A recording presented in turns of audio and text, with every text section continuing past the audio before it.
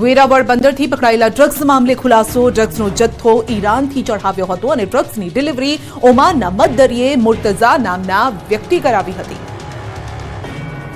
ગીર સોમનાથના વેરાવળ બંદરેથી ઝડપાયેલા 350 કરોડના ડ્રગ્સ કેસમાં ATS, NDPS, SOG, LCB સહિતની એજન્સીઓ દ્વારા સઘન તપાસનો ધમધમાટ શરૂ કરી દેવાયો છે. તપાસમાં મોટો ઘટસ્ફોટ સામે આવ્યો છે. ડ્રગ્સનો જથ્થો ઈરાનથી ચડાવવામાં આવ્યો હતો. ડ્રગ્સની ડિલિવરી ઓમાનના મધદરિયેથી મુર્તુજા નામના ઈસમે કરાવી હતી.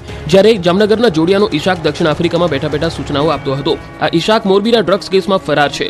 મુર્તુજા નામનો શખ્સ બોટમાં ડ્રગ્સ આપી ગયો હતો. જે બોટમાં ડ્રગ્સ મોકલવામાં આવ્યું તે બોટનું ભાડું 50,000 હતું. આ ડ્રગ્સ રાજકોટ મોકલવાનું હોવાનો પણ ખુલાસો થયો છે. બોટના ટંડેલ ધર્મેન્દ્ર કશ્યપની આગવી ઢબે પૂછપરછ કરતા અનેક ઘટસ્ફોટ સામે આવ્યા, જેમાં ઈશાક હાલ દક્ષિણ આફ્રિકામાં બેઠા બેઠા લોકેશન મોકલી સૂચનાઓ આપતો હતો. તો જે 9 આરોપીઓની ધરપકડ કરાઈ છે તે 9માંથી એક આરોપીનું રાજકોટ કનેક્શન ખુલ્યું છે. મૂળ જોડિયાનો આસિફ નામનો શખ્સ રાજકોટ જામનગર વચ્ચે ઇકો કાર ચલાવતો હતો. તે બંદરે ડિલિવરી લેવા ગયો. તેને વોટ્સએપ પર ડિલિવરી ઓર્ડર મળ્યો હતો. ટ્રીપના 50,000 મળવાના હતા. આ માટે આરોપી અનુજકુમાર કશ્યપ, આસિફ અને તેનો મિત્ર અરબાજ વેરાવળ પોતાના શેઠની 4 વ્હીલ ગાડી ઉછીની લીધી હતી. અજાણ્યા શખ્સે આસિફને ચોક્કસ જગ્યાનું લોકેશન વોટ્સએપ મારફતે મોકલ્યું હતું. આ બંને આરોપીઓ ત્યાં પહોંચતા ત્યાં પોતાની કાર થોડે દૂર રાખી જતા રહ્યા હતા. આ મામલે પોલીસે આરોપીઓને કોર્ટમાં રજૂ કરી દીધા છે. તેમના રિમાન્ડ મળતા હવે પૂછપરછમાં નવા ખુલાસા થઈ શકે છે.